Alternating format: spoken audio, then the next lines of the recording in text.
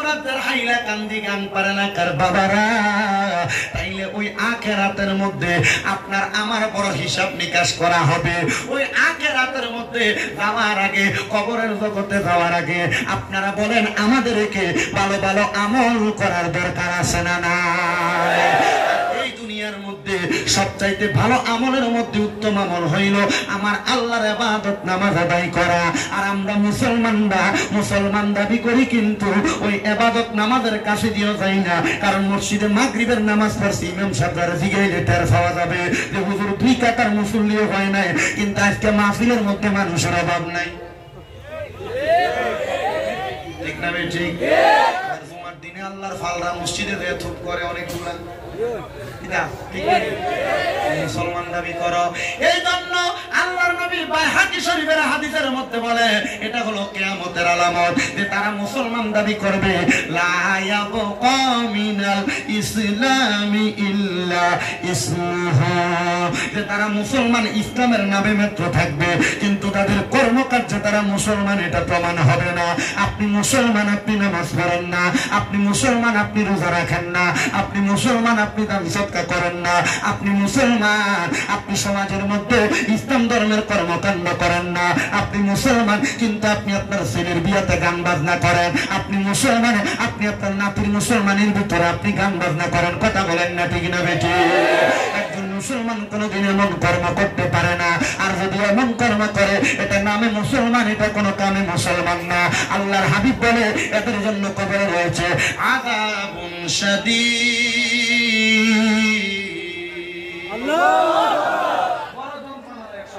শুধু যন্ত্রণাদায়ক শাস্তি না, ফি নারি জাহান্নাম খালিদিনা ফিহা, এদের জন্য আমার আল্লাহ পাক রাখেন এমন জাহান্নাম যারা এটা সহ্য করতে পারবে না, সহ্য করতে পারবে না। জাহান্নামের আগুন মাবুদ সইতে পারবো না, বলে জাহান্নামের আগুন মাবুদ সইতে পারবো না। দুনিয়াতে নাও কান্দায়া, আখেরে কান্দায়ো না। দুনিয়াতে কাঁদতে কাঁদতে মারা যাবে, কিন্তু কবরে গেলে যেন শান্তি পাওয়া যায়। এই জন্য আশিক বলে জাহান্নামের আগুন মাবুদ সইতে পারবো না, বলেন জাহান্নামের আগুন সইতে দুনিয়াতে নাও কান্দায়া, আখেরে কান্দায়ো না। দুনিয়াতে কান্দায়ো না। ও মুসলমান, ও নবীর উম্মতের দল, এবার আপনাদের বিবেকের কাছে ছেড়ে দিলাম। আপনারা আখিরাতের জন্য কি প্রস্তুত করেছেন, আখিরাতের জন্য কি রেডি করে রেখেছেন? আপনারা নিজের বিবেককে শুধু প্রশ্ন করবেন, আখিরাতের জন্য আপনি সবকিছু প্রস্তুত করতে পারছেন কি পারছেন না? আর 4 নাম্বার হইল, শোনো মুসল, 5 নাম্বারের পরে 6 নাম্বার হইল ওয়াল ইয়াউমিল আখিরি ওয়াল কদরি খাইরিহি ওয়া শাররিহি। এই 6 নাম্বার হইল তাকদীরের ভালো এবং মন্দের প্রতি বিশ্বাস করা। একবারে স্বাভাবিকভাবে আমি আপনাদেরকে বোঝায়া দেই। আমার ডান পাশে যিনি বসে আছেন দেখেন নাম আনোয়ার হোসেন লস্কর। আবার আপনার নাম মনে করেন আমার আনোয়ার হোসেন লস্কর ভাই, উনি দুনিয়াতে 50 লক্ষ টাকার মালিক। বললাম বেশি মালিক না, আমি তোমার কাছে চাইতাম না, মনে করতে চাই মহল্লা গিয়ে কম চাই, আমি তোমার কাছে চাইতাম আইছি।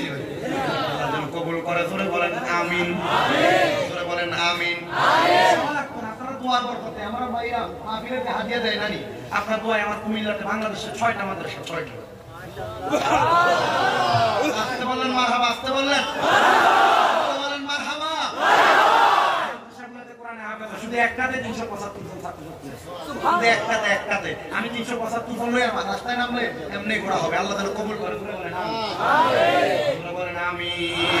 এই মুসল কথা যেটা বলতে রাখছি, মনে করেন আমার ভাই 50 লাখ টাকার মালিক, তোমরা অত ভিডিও করতে গিতাম এটা কোন 1 টা 2 টা 3 টা 4 টা 5 টা 6 টা 7 টা 8 টা 9 টা 10 টা 11 12 13 14 15 16 17 18 19 20 21 22 23 24 25 26 27 28 30 32 33 34 35 36 37 38 39 40 41 42 43 হয়েছে তোমরা আতর গুবার শুধু ইউটিউবারের কথা মাত্র আমি 45 ভাগ ছোট গাড়ি এক গাড়ি হ্যাঁ ছোট গাড়ি এক গাড়ি আল্লাহ কবুল করো আমিন বলেন আর জোরে বলেন আমিন আমিন ইউটিউবাররা কিন্তু ইসলামের খেদমত করে তারা কিন্তু কোরআন সুন্নাহর বয়ানগুলো ইউটিউবে ছাড়ে এদেরকে দোয়া করবেন আপনারা দোয়া করবেন তো ইনশাআল্লাহ আল্লাহ বলেন না দোয়া করবেন তো ইনশাআল্লাহ একটা খেলা দেখে ইসলাম হবে তবে আল্লাহর দোয়া সিনানা লাহান করি ওই যে ভাই তার ভাই জিন্দি আমার 8 মাস সিরিয়াল তোমরা জানি ইয়া আল্লাহ অত আশিক রাসূল অত প্রেমিক তার মানুষ আপনারা তুমি তারা তোরে ফাজুল বেশি হইতো মানে আরো বেশি হইতো জানি আল্লাহ কবুল করুক আমিন বলেন আমিন উদাচ্ছি ওয়াল কদরি খাইরিহি ওয়া শাররিহি তাকদীরের ভালো এবং মন্দের প্রতি বিশ্বাস ঈমান আর আমলকে বুঝতে নিও ওয়াল কদরি খাইরিহি ওয়া শাররিহি তাকদীরের ভালো মন্দের প্রতি বিশ্বাস আমার ভাইজান 50 লাখ টাকার মালিক আমি 50,000 টাকার মালিক না এখন আমি আমার ভাইজানকে বললাম ভাইজান আপনি 50 লাখ টাকার মালিক আমার কাছে ইনশার আল্লাহর নবীকে এটা করা যাবে না আমার ভাইজান বলল সে 50,000 টাকার মালিক তাকে আমার চোখে লাগে না এটা করা যাবে না ওয়াল কদরি খাইরিহি ওয়া শাররিহি ওনার তকদিরে ভালো আছে উনি 50 লাখ টাকার মালিক আর আমার তকদির একটু আল্লাহ যেমন রাখছেন আল্লাহর ইচ্ছা মোতাবেক আমি 50,000 টাকার মালিক মুসলমান 50,000 টাকার মালিক হও আর 50 লাখ টাকার মালিক হও সর্বাবস্থায় তুমি বলবা আল্লাহর প্রশংসা আলহামদুলিল্লাহ দেখবা 50 লাখ টাকা যে শান্তি পায় তুমি তোমার 50,000 আর 5,000 এর সেই শান্তি পাবে কথা বলেন ঠিক কি না মুসলমান নবীর উম্মতের দল এজন্য তাকদীরের ভালো এবং মন্দের প্রতি বিশ্বাস করতে হবে আল্লাহ পাক রব্বুল আলামিনের নবী বলেন মিনাল্লাহি তাআলা ওয়াল বাসি বাদাল মাউত আল্লাহ কোনে বলেন না আল্লাহু আকবার দ্বারা আমরা ইন্তেকাল করার পরে আল্লাহ আবার আমাদেরকে অন্ধকার কবর থেকে উত্তোলন করবে সেটার প্রতি আমাদেরকে বিশ্বাস করতে হবে এবার মুসলমান আল্লাহ কেন তোমাকে আমাকে কবর থেকে উত্তোলন করবে আল্লাহর হাবিবের সাহাবায়ে কেরাম নবীকে প্রশ্ন করে ইয়া রাসূলুল্লাহ কেন কবর থেকে উত্তোলন করা হবে আমার নবী ডাক দিয়ে বলে উম্মতের দলেরা শুনে না উম্মতের দলেরা তুমি যে দুনিয়াতে ভালো কাজগুলো করেছো ভালো কাজগুলো করার পরে তোমার জন্য হিসাব নেওয়া হবে তোমার জন্য আমার আল্লাহ রেডি করে রেখেছেন জাযাউহুম ইনদা রাব্বিহিম জান্নাতু আদনিন তাজরি মিন তাহতিহাল আনহার আল আনহারু খালিদিনা ফিহা আবাদা রাদিয়াল্লাহু আনহুম ওয়া রাযু আন যালিকা লিমান খাশিয়া রাব্বা জবান খুলে উচ্চ কণ্ঠে জোরে জোরে বলেন সুবহানাল্লাহ ভালো কাজ করলে আল্লাহ তোমাকে জান্নাত দিবেন ওই জান্নাতের নাম হলো জান্নাতুল আদন ইয়া রাসূলুল্লাহ জান্নাতুল আদন দেখতে কত সুন্দর মুসলমান হাইলাকান্দি বাজারে তুমি যদি একটা বাড়ি ভাড়া নাও তোমাকে যদি বলে 10,000 টাকা মাসিক ভাড়া তুমি বলবা ঘরটা আগে দেখা লাগবে ঘরটা কেমন 10,000 টাকার উপযুক্ত কিনা ও মুমিন মুসলমান নবী বলছে তোমার জন্য ইবাদত করলে রাখলে আল্লাহ জান্নাত যদি ওই জান্নাত পাইতে চাও সাহাবায়ে কেরাম কই ইয়া রাসূলুল্লাহ জান্নাত দেখতে কেমন লাগে সুবহানাল্লাহ বলবেন না সুবহানাল্লাহ নবী গো মায়ের নবী রাহমাতুল লিল আলামিন নবীজি আপনি বলেন না জান্নাত দেখতে কেমন লাগে আমার নবী বলে তাজরি মিন তাহতিহাল আনহার ওই জান্নাত এত সুন্দর ওই জান্নাতের নিচে দিয়ে একটা নদী প্রবাহিত হয়, নদী। নবী গো, ওই নদীটা কেন প্রবাহিত হয়? আমার নবী কয় ওই নদীর মধ্যে 3 রকমের পানি। আপনাদের গাংপাড়ের যে গাং আছে, এই গাঙের মধ্যে কি 2 রকমের পানি না 1 রকমের? 1 রকমের পানি। আর আল্লাহর নবী বলে ওই জান্নাতের নদীর মধ্যে 3 রকমের 4 রকমের পানি থাকবে। ওই নদীটার নাম হইল রজব নদী। জোরে জোরে বলবেন নাকি সুবহানাল্লাহ? ওই নদীর নাম রজব নদী। ওই নদীর পানিটা হলো 4 রকমের 4 কালারের পানি। ইয়া রাসূলুল্লাহ, নবী গো 1 নাম্বার পানিটার নামটা কি? নবী কয় ইন্না আ'তাইনাকাল কাউসার। ওই পানিটার নাম হলো কাউসারের পানি। যারা 5 ওয়াক্ত নামাজ পড়বে, যারা রোজা রাখবে, হজ করবে, যাকাত দিবে, দান সদকা করবে, হালাল পথে চলবে, আতা'মুরুনা বিল মারুফ ওয়া তানহাউনা বিল ওয়া তানহাউনা আনিল মুনকার, আল্লাহর আদেশ ভালো কথা মানবে, খারাপ কথা বর্জন করবে, আমার আল্লাহর নবী তাদেরকে কাউসারের পানি পান করাবে। বলেন সুবহানাল্লাহ। 1 নাম্বার কাউসারের পানি। 1 রকম নদীর মধ্যে 2 রকমের পানি না 4 রকমের পানি। আমাদের বাংলাদেশে একটা নদী আছে যেটার নাম পদ্মা নদী এবং মেঘনা নদী। একটার পানির রং হইল নীল আর একটার রং হইল ঘোলাটে। ওই 2 নদীর পানি একসাথে চলাফেরা করে, একসাথে থাকে।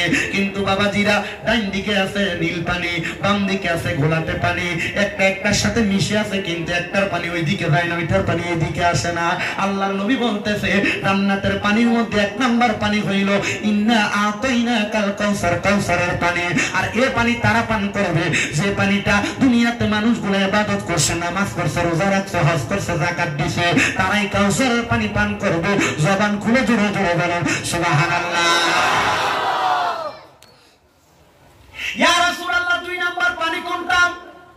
নবী আমার বলে 2 নাম্বার পানি হইল শারাবান তাহুরা। আপনারা বলেন আপনাদের এলাকার মধ্যে নেশাখোর মদখোর আছে না নাই? আপনাদের এলাকায় ইয়াবাখোর আছে না নাই? আপনাদের এলাকায় গাঁজাখোর আছে না নাই? ও মুসলমান, আল্লাহর নবী কয় কি নেশা দ্বারা করে নাই, নেশা দ্বারা করে নাই, তাদেরকে আমার আল্লাহ শারাবান তাহুরা পবিত্র পানি পান করাইবো। ওই পানির খবর একমাত্র আমার আল্লাহ এবং তার রাসূল জানে। এবার আপনারা বলেন আমরা সবাই ওই শারাবান তাহুরা পবিত্র পানি পান করতে চাই কি চাই না? শারাবান তাহুরা পান করানো হবে। আল্লাহর নবী রাহমাতুল লিল আলামিন নবী আমার বলে দুনিয়ার উম্মতের দলেরা শুনে নাও, শুনে নাও, শুনে নাও।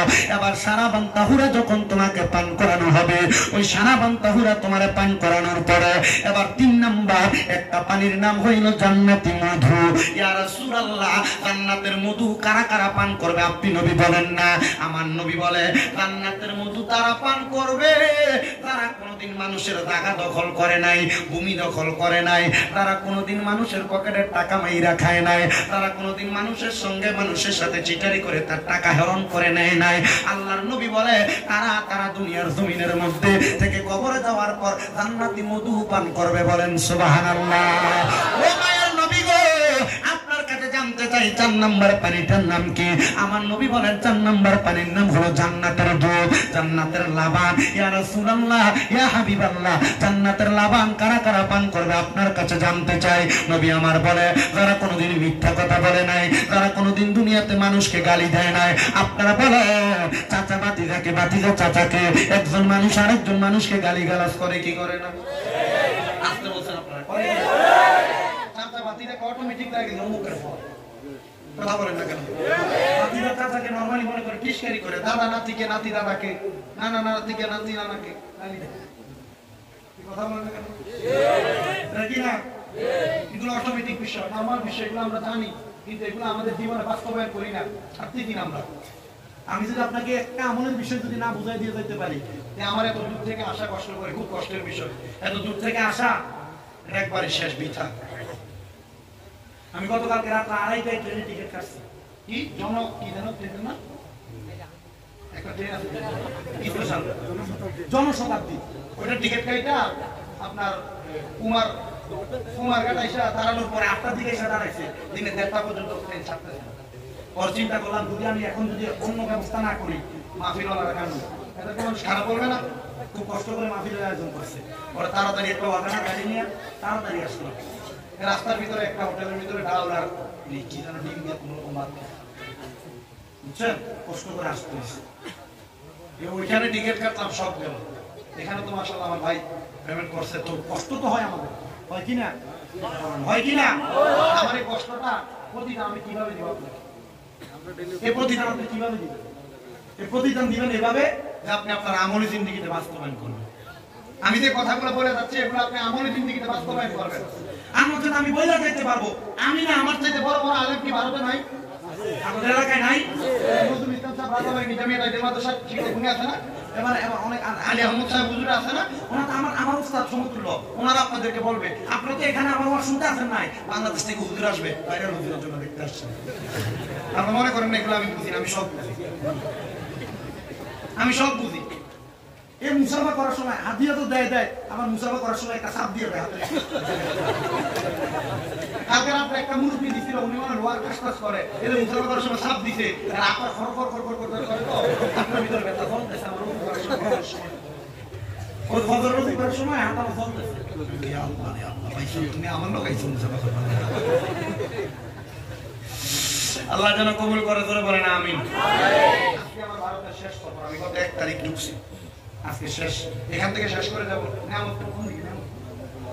নিয়ামতপুর আবার সাইডে নিয়ামতপুর যাবো, এখান থেকে শেষ করে, ওইখান থেকে শেষ করে আমরা ওইখানে এসে বসে থাকবো। লতিফিয়া দরবার কোন দিকে? না বলছি লতিফিয়া দরবার কোন দিকে? আর আইসা দাঁড়ায় থাকবো নিয়ামতপুর, এরপর আইসা নিয়ে যাবো, তাইতে 12:30 এখানে ভাই। এটা কি জীবন না তেজপাতা? আল্লাহ আপনাদের দোয়া এই খেদমত আমার আজকে 2 দিন বাড়ির জন্য খুব পরাণ পড়তেছে, খুব পরাণ পড়তেছে।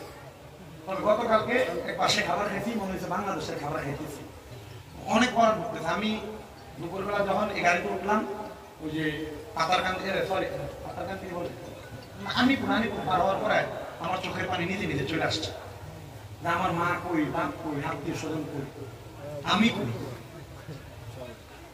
তবে এই কষ্ট করে আপনাদের কাছে আসাটা সফল হবে, সার্থক হবে তখন যখন আপনারা আমার কথাগুলো মানবেন। বাবা মুসলমান হিসেবে কথাগুলো মানার চেষ্টা করবেন, করেন ইনশাআল্লাহ। আওয়াজটা সন্তোষজনক আসে না, কারা কারা মানবেন একটু হাত তুলে দেখেন, করেন ইনশাআল্লাহ। তোরা বলেন ইনশাআল্লাহ। রাস্তা তারা মানতেন না বাবা, রাস্তা তারা তো মানতেই না, নিবে মারে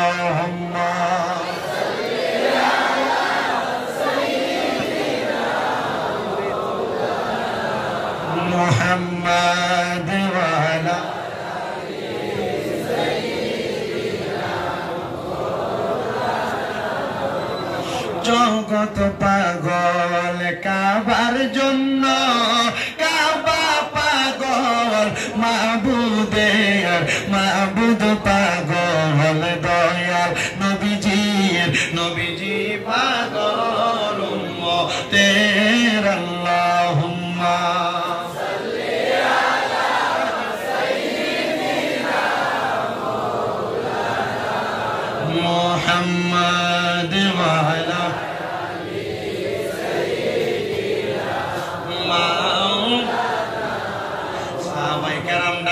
বলে নবীজি, তাহলে ওই জান্নাতের পানি হইল কয় রকম? কয় রকম? ওই 4 প্রকারের পানি যারা যারা পান করবে, আপনারা তেমন মানুষ হওয়ার চেষ্টা করবেন, আপনারা জান্নাতের পানি পান করবেন দূরের কথা। যদি আপনি ইবাদত না করেন, নামাজ না পড়েন, রোজা না রাখেন, যদি আপনি দুনিয়াতে হারাম খান, পরের সম্পদ খান, মিথ্যা কথা বলেন, যদি আপনি মানুষের সঙ্গে গালাগালি করেন, একটা কথা মনে রাখবেন, আপনার জন্য জান্নাতের পানি পান করবেন দূরের কথা।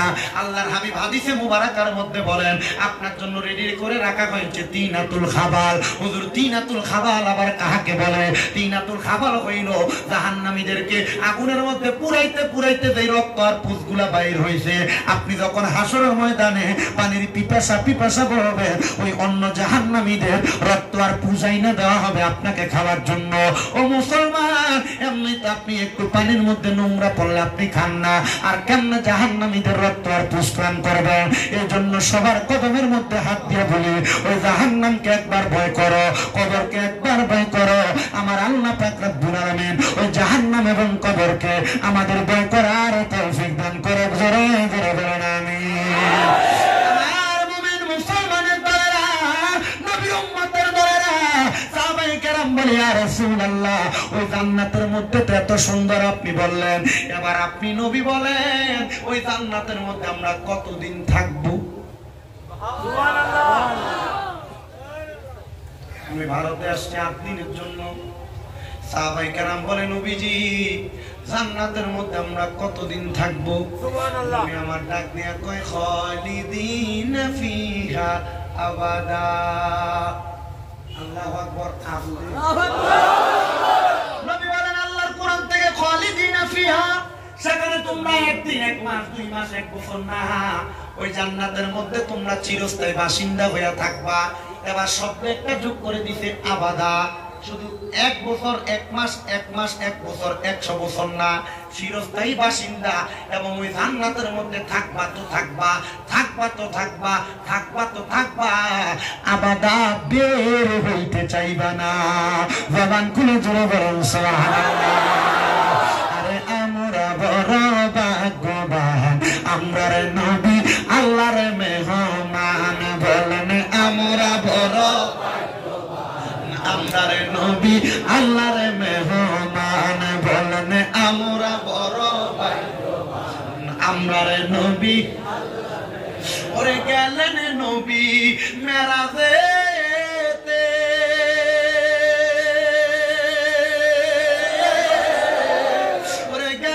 নবী মেরা দেতে, আমার আল্লাহ পাকের লামকানে গো। আরে দেখাই আল্লাহ জান্নাতে তাকে, দেখাই আল্লাহ জান্নাতে তাকে, পাইতে মনটা পেরেশান। আমরা রে নবী আল্লাহর মেহমান। বলেন আমরা বড় ভাগ্যবান, আমরা রে নবী আল্লাহর মেহমান। বলেন আমরা বড় ভাগ্যবান, আমরা রে নবী আল্লাহর মেহমান। আর গেলেন নবী মেরাজেতে, আমার আল্লাহ পাকের লামকানে গো। দেখাই আল্লাহ জাহান্নাম তারে, দেখাই আল্লাহ জাহান্নাম তারে, নবী কান্দে বারে বার।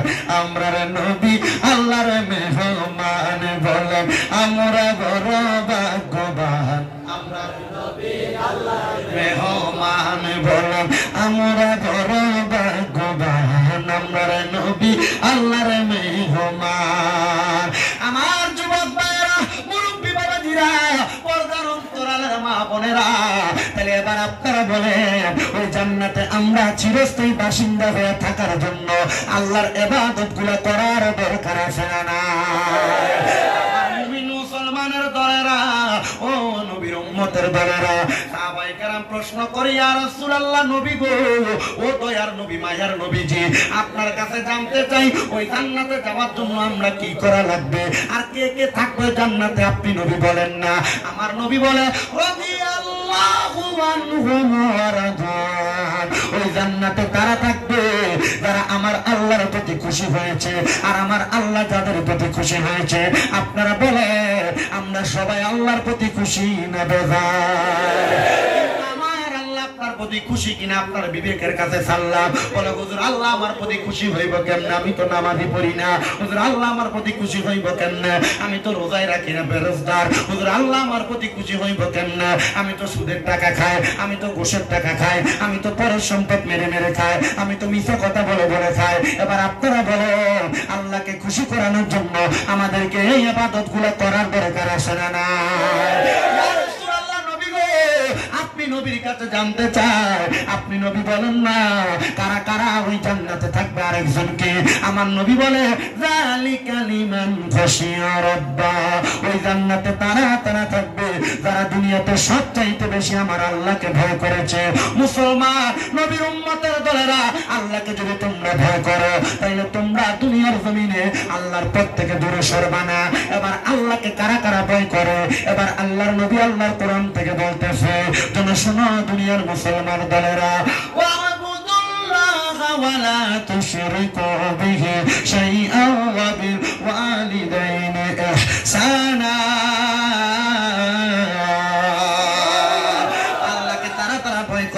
যারা দুনিয়ার জমিনের মধ্যে আল্লাহর ইবাদত করে, 2 নাম্বার আল্লাহর সঙ্গে কোন জায়গার মধ্যে শিরিক করে না, আল্লাহ তারা কাউকে সিজদা করে না, আল্লাহকে খোদা হিসেবে আল্লাহকে প্রভু হিসেবে মানে।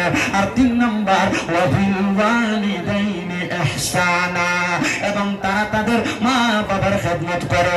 এই সন্তানের দলেরা, এই আমার গান্তার এলাকার বাবাজিরা, ভারতের আসাম রাজ্যের হাইলাকান্দি গান্তার এলাকার যুবকের দল মুরব্বী বাবাজিরা, যদি তোমরা ওই আল্লাহরে রাজি এবং খুশি করতে চাও, আল্লাহকে ভয় করো, ওই আম্মা আব্বার প্রতি সম্মান করো, আম্মা আব্বার প্রতি শ্রদ্ধা করো। অনেকে আছে মাকে বুড়া বিড়ি বলে ডাকবে, মাকে বুড়ি বলে ডাকবে, বাবাকে বুড়া বলে ডাকবে।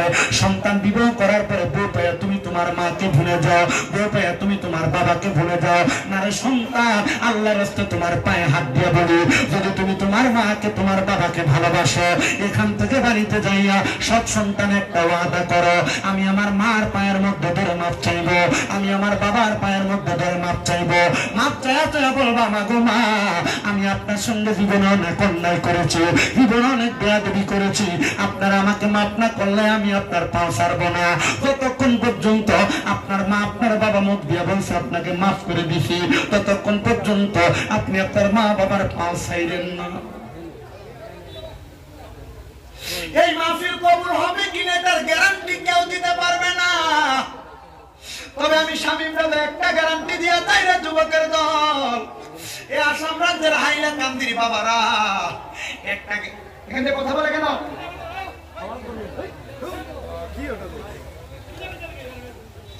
একটা গ্যারান্টি দিয়া যায় রে যুবকের দলেরা, মুরব্বী বাবাজিরা, যদি তুমি তোমার মা বাবার মনে কষ্ট দাও তাহলে তুমি কোনোদিন মাহফিল কবুল করার আশাও করতে পারবে না। হে যুবক ভাইরা, মুরব্বী বাবাজিরা, মনোযোগের সাথে শোনো, এই মাহফিল কবুল হবে কিনা এটার গ্যারান্টি কেউ দিতে পারবে না, তবে একটা গ্যারান্টি আমি দিয়া যাই।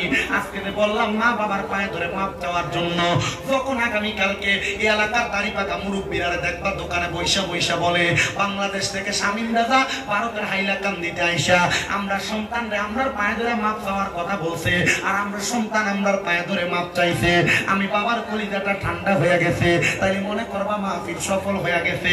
এই সন্তানের দল, এই মুরব্বী বাবাজিরা, এই এলাকার মা বোনেরা যদি একজন আরেকজনকে বলে হ্যাঁ হ্যাঁ হ্যাঁ শামীম দাদার কথা শুনে আমরার পায়ে ধরে আমরা সন্তান মাপ চাইছে, তাইলে মনে করবা মাহফিল কবুল হয়ে গেছে।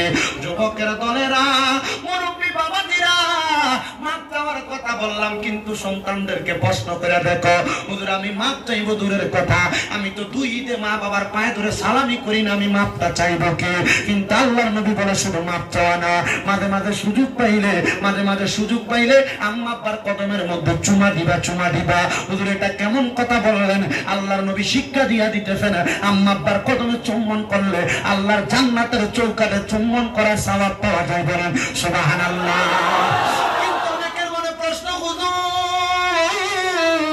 তাদের বাড়িতে বাবা আছে, তারা বাড়িতে যায় বাবার পায়ে ধরে মাপ চাইবো, বাবার পায়ে চুমা দিব। হুজুর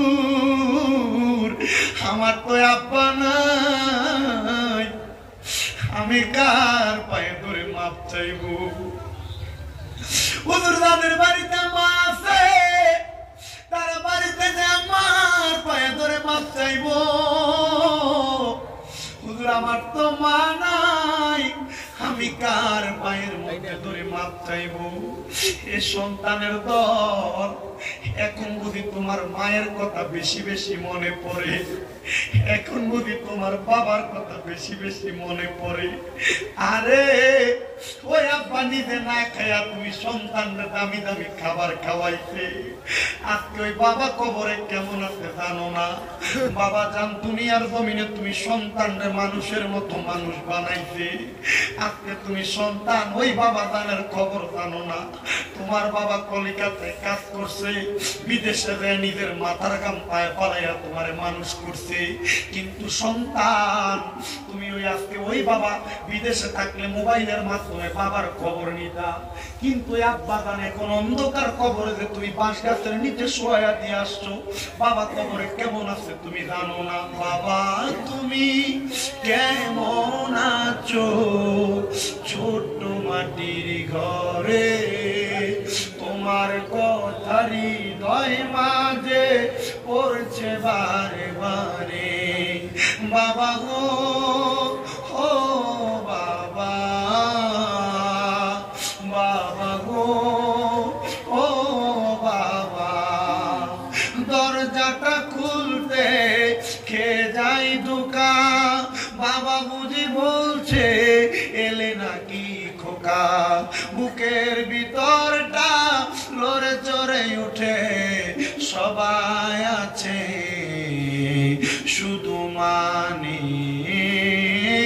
শুধু মানে। জিজ্ঞাসা করে দেখো তাদের মা নাই, তারা এখন বাড়িতে গেলে শান্তিতে ঘুমাইতে পারে না।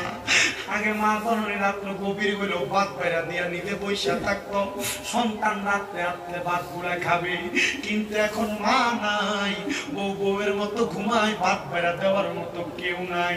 সন্তান রে মা তোমার নিজে না খাইয়া খাওয়াইছে, বাড়িতে মুরগি হাঁস লালন পালন করলে, গরু লালন পালন করলে, গরুর প্রথম দুধটা দহন করে তুমি ফুটেরে খাওয়াইছে, কিন্তু এখন এক বেলা না খাইয়া থাকলে কেউ তোমার খানার খবর নেয় না। এ সন্তান আগে তোমার সংসার বড় কষ্টে চলছে, কিন্তু এখন তুমি সন্তানের কাছে লাখ লাখ হাজার টাকা, কিন্তু তুমি সন্তান তোমার মা বাবার মুখে এক লোকমা ভাত তুলে দিতে পারো না। তোমার মা কবরে, তোমার বাবা কবরে। সন্তান তোমার আব্বা জান তোমারে বড় কষ্ট করে মানুষ করছে, তুমি তোমার আব্বা জানের কষ্টটা বুঝো না। আজকে তোমার আব্বা জান অন্ধকার কবরে শুয়ে রইছে। সন্তানের দল, হে নবীর উম্মতের দলেরা, আব্বা জান কবরে কেমন আছে তুমি জানো কিনা জানি না, তবে একটা কথা আমি তোমার কাছে বলে দিয়ে যাই, ওই আব্বা জানের কবরের খবর যদি তুমি নিতে চাও, তাহাজ্জুদের নামাজের মধ্যে আব্বা জানের জন্য চোখের পানি ফালায়া কানবা, আল্লাহ আমার আব্বা আম্মার কবরের আযাব মাফ করে দেন। তারা তাদের মা বাবার কাছে মাফ চাওয়ার কোনো সুযোগ নাই। আম্মা আব্বার কবরের সামনে যাইয়া আল্লাহর দরবারে মুনাজাতে হাত বাড়াইবা, রব্বির হামহুমা কামা রব্বায়ানি সগীরা, ওয়াকুর রব্বির হামহুমা কামা রব্বায়ানি সগীরা। নবী আমার বলে, কোন সন্তান যদি মুনাজাতের মধ্যে তার মায়ের জন্য, তার বাবার জন্য রব্বির হামহুমা কামা রব্বায়ানি সগীরা বইলা তার চোখের মনি কোঠার মধ্যে একটা মাছির মাথা পরিমাণ পানি ছেড়ে দিয়ে কান্না করে, ওই পানিটা মাটিতে পড়ার আগে আমার আল্লাহ তার মা বাবার জীবনের গুনাহ মাফ করে দেয়। তাকে দেখো তোমার ডাইনে ভাবে কত এতিমেরা মার জন্য কান্দে, কত এতিমেরা বাবার জন্য কান্দে। সন্তান মা নাই বাবা নাই, মনটা বুঝে কান্দে। চিন্তা করো না, আম্মা আব্বার জন্য খাস করে করে দোয়া করবা, আর যাদের মা বাবা আছে মা বাবার যথেষ্ট পরিমাণ সম্মান করবা। এই মা বাবার মতো রত্ন দুনিয়াতে থাকতে যত্ন করো, যত্ন করলে আল্লাহ তোমার বরকত দান করবে। একজন আশিক সুরে সুরে বলে, আল্লাহর পরে নবী আমার, আল্লাহর পরে নবী আমার, তারপরে মা জননী, মা যে আমার নয়নের মনি, হায়রে মা যে আমার নয়নের মনি। বলো আল্লাহর পরে নবী আমার, আল্লাহর পরে নবী আমার, তারপরে মা জননী, মা যে আমার নয়নের মনি, মা যে আমার নয়নের মনি। যুবক, তোমার ঘরে কত মেহমান খাবার খায়, কিন্তু তুমি তোমার মার মুখে এক লোকমা খানা তুলে দিতে পারো না। তোমার আব্বা তোমার কত নতুন জামা কাপড় কিনা দিছে, তুমি তোমার আব্বা জানলে 500 টাকা দিয়ে একটা লুঙ্গি পাঞ্জাবি কিনা পরাইতে পারো না। বাবা জান অন্ধকার কবরে, কি হইব তোমার টাকা দিয়া, কি হইব তোমার পয়সা দিয়া? তোমার বাড়ির অভাব নাই, টাকা পয়সা ব্যাংক ব্যালেন্সের অভাব নাই। সন্তানের দলেরা কদমে হাত দিয়া বলি, তোমার মা বাবা তোমার যে জায়গা জমি দিয়া গেছে, ওই জায়গার মধ্যে তুমি যে থাকো, মাসে যদি 5,000 টাকা করে ভাড়া দিতা, 12 মাসে তোমার কিন্তু 60,000 টাকা ভাড়া লাগিয়ে যাইতো। একটা সন্তান এই গাংপাড়া মসজিদের মাহফিলে বসতেন। আমি মুসাফির মানুষ, আপনাদের সবাইকে নিয়ে কিছুক্ষণ পরে দোয়া করব। কেউ কি একজন আছেন, হুজুর এই গাংপাড়া মসজিদের জন্য আমি 20,000 টাকা দান করব? হুজুর আমার মা নাই, দোয়া করবেন। আমার বাবা নাই, দোয়া করবেন। বলো হুজুর নগদ দেওয়া লাগবে না, নগদ লাগবে না, পারলে 2 মাস পরে দিবেন, পারলে 5 মাস পরে দিবেন, 5 মাস পরে না পারেন 1 বছর পরে দিবেন। 20,000 টাকা দেওয়ার মতো কে আছেন? একজন হাত তুলবেন। হুজুর আমার মা বাবার জন্য দোয়া করবেন। আমি মাহফিলের মসজিদের মধ্যে 20,000 টাকা দান করব। আসলে কোনো মায়ের সন্তান, কোনো বাবার ছেলে, হুজুর আমার মা বাবার জন্য দোয়া চাইতে দিব 20,000 টাকা। বাইরে নাই বন্ধ করো। নাম কি বলো? বাড়ি করো। নারে তাকবীর, নারে রিসালাত, ইয়া রাসূলুল্লাহ। আল্লাহ কবুল করো, মঞ্জুর করো। আমার ভাই জনাব মোহাম্মদ জাকির হোসেন কাঞ্চনপুর নিবাসী, উনি দান করে দিলেন 20,000 টাকা। আল্লাহ আমার জাকির ভাইয়ের মনে আশা পূরণ করো, কামের রুজির মধ্যে বরকত দান করো। মক্কা আর মদিনা না দেখাইয়া মরণে